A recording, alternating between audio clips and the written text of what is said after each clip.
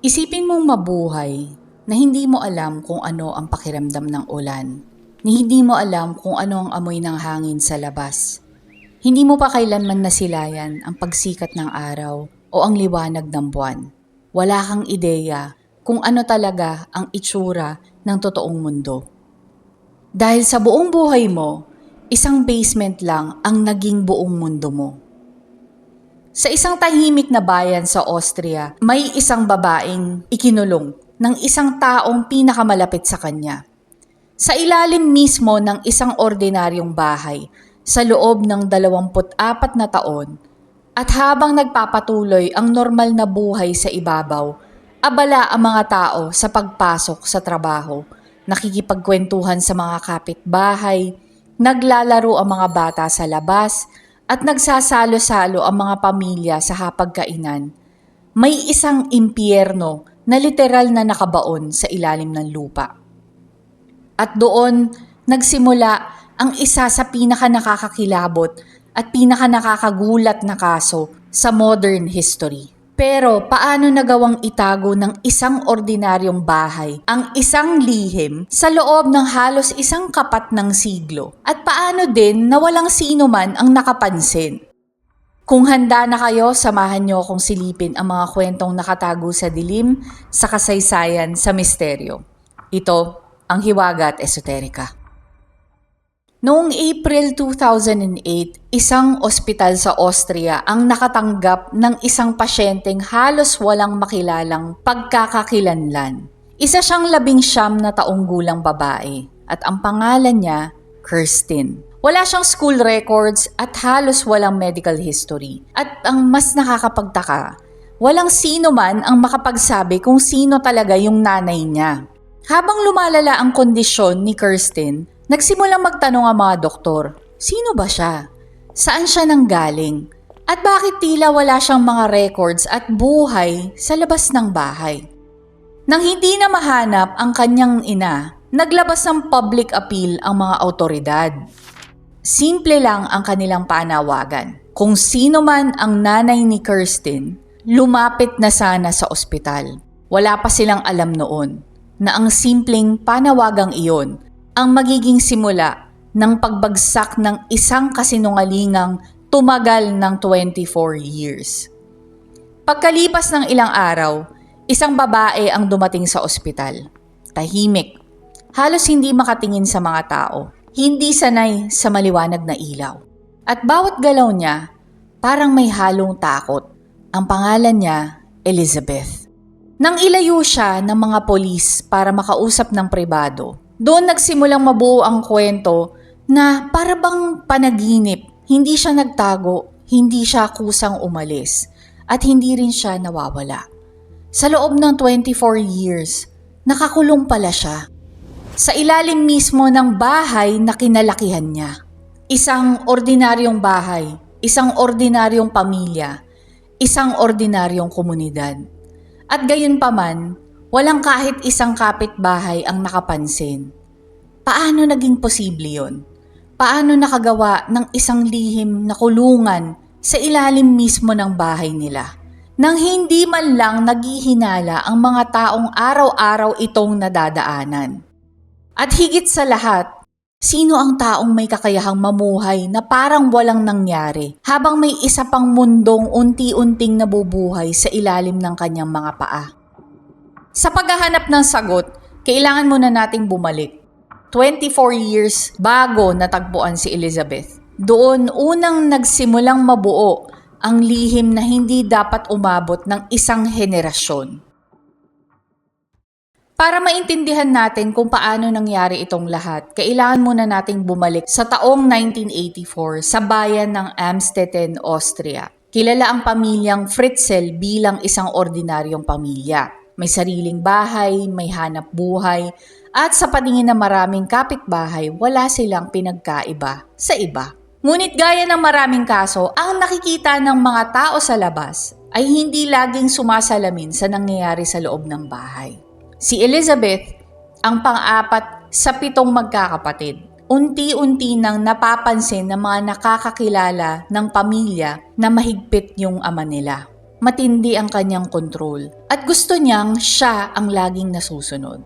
Ngunit noong panahon na yon, walang sino man ang mag-aakalang ang pagiging istrikto ng tatay nila ay simula pa lamang ng mas madilim na katotohanan. Noong August 28, 1984, 18 years old si Elizabeth nang bigla na lamang siyang mawala. Ayon sa kwento ng ama, umalis daw siya ng bahay at sumama sa isang relihiyosong grupo, kulto sabihin natin. Hindi nagtagal, isang sulat ang ipinakita sa pamilya. Nakalagay dito na kusa raw siyang umalis at ayaw na niyang bumalik. Para sa marami, iyon ang naging katapusan ng kwento. Isang teenager na piniling iwanan ang kanyang pamilya at sa paglipas ng mga buwan, unti-unti ring tinanggap ng mga tao ang paliwanag na yon. Pero may isang problema. Walang sino man ang tunay na nakakita kay Elizabeth na umalis ng bahay.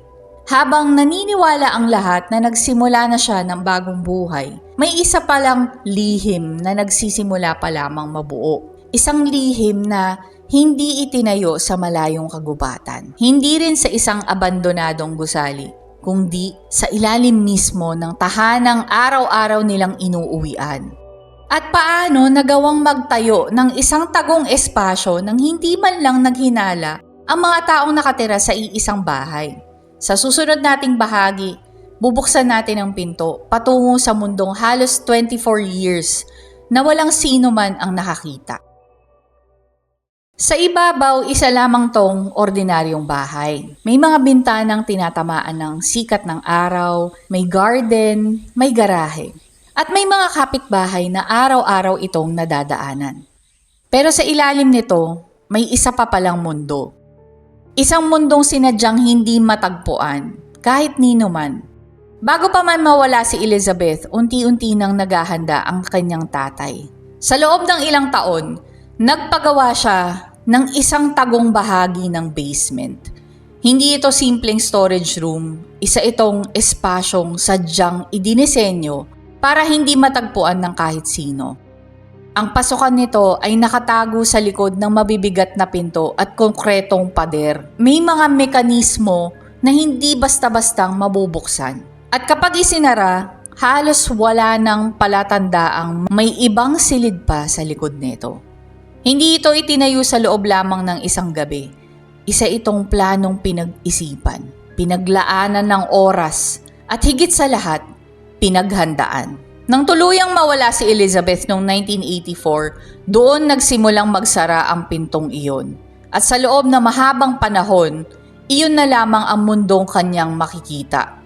Samantala, sa itaas ng bahay, patuloy ang normal na buhay. May mga bisita, may mga pagdiriwang, may mga ordinaryong araw na parang walang kakaiba.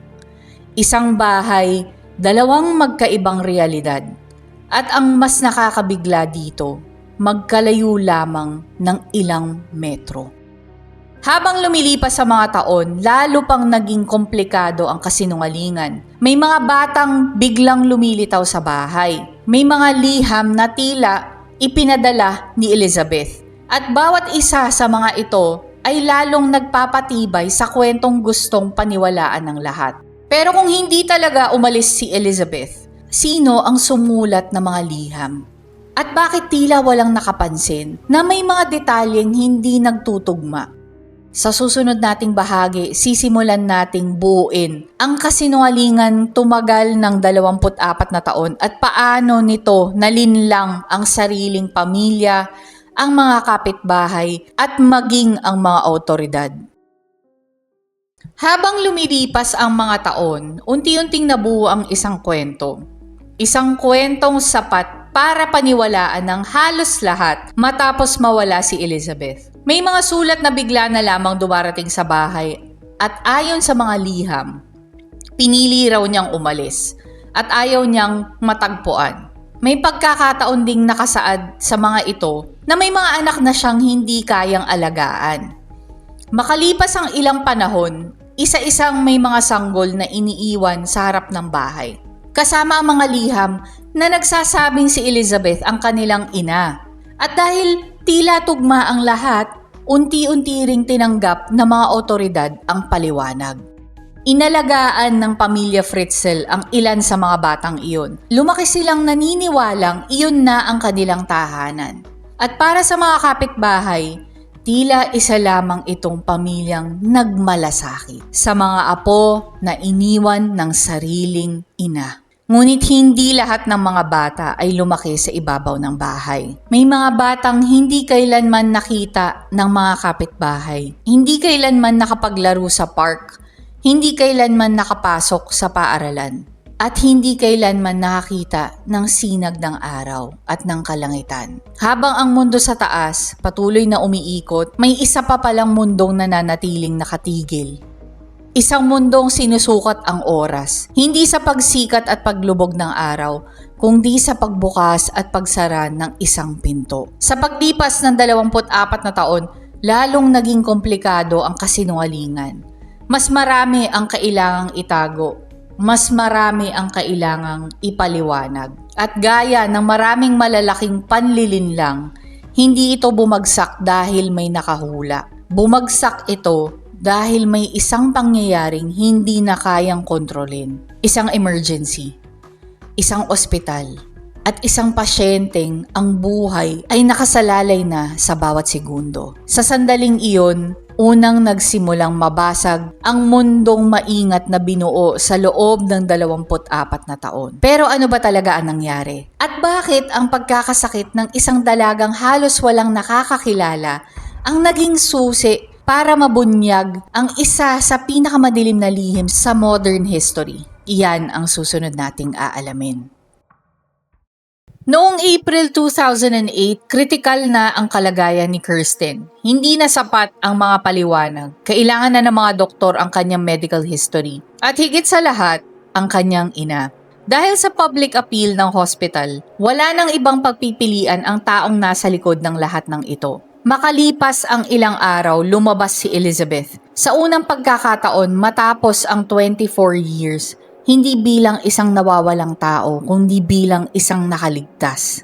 Nang makausap siya ng mga investigador ng hiwalayin at pribado, unti-unti niyang isinalaysay ang katotohanan. Ang babaeng pinaniniwala ang kusang umalis noong 1984 ay hindi pala kailanman nakaalis. Ang mga liham ay bahagi lamang ng isang mahabang panlilinlang.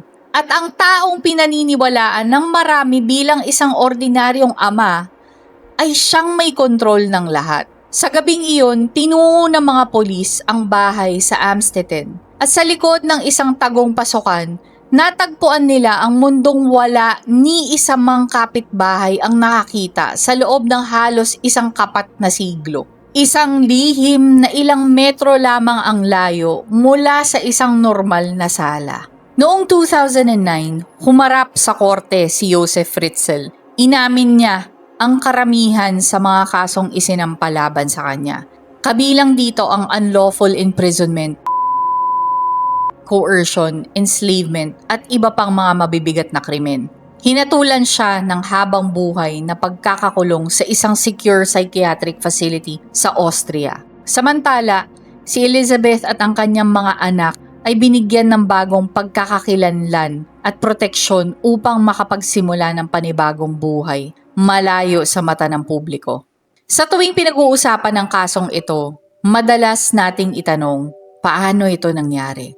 Pero marahil, mas mahalagang itanong, ano ang maaari nating matutunan rito? Hindi lahat ng kasamaan ay nasa abandonadong gusali. Hindi lahat ng panganib ay nasa madidilim na kagubatan. Minsan, ang pinakamatinding lihim at sikreto ay nakatago sa likod ng isang ordinaryong pintuan. At ang pinaka nakakatakot na bahagi ay hindi ang basement, kundi ang katotohanang sa loob ng 24 years, walang sino man ang nakaalam. At kung paano ang nagawang makulong ng isang tatay ang sarili niyang anak at pati na rin ng mga apo niya sa loob ng isang basement na hindi man lang nasinaga ng araw. Kung may isang aral na iniwan ang kasong ito ay ang kahalagahan ng pakikinig, ng pagtatanong at ng hindi basta-bastang pagbaliwala sa mga bagay na mukhang normal. Dahil kung minsan, ang isang simpleng tanong ang siyang nagbubukas ng isang katotohanang matagal nang gustong manatiling nakatago.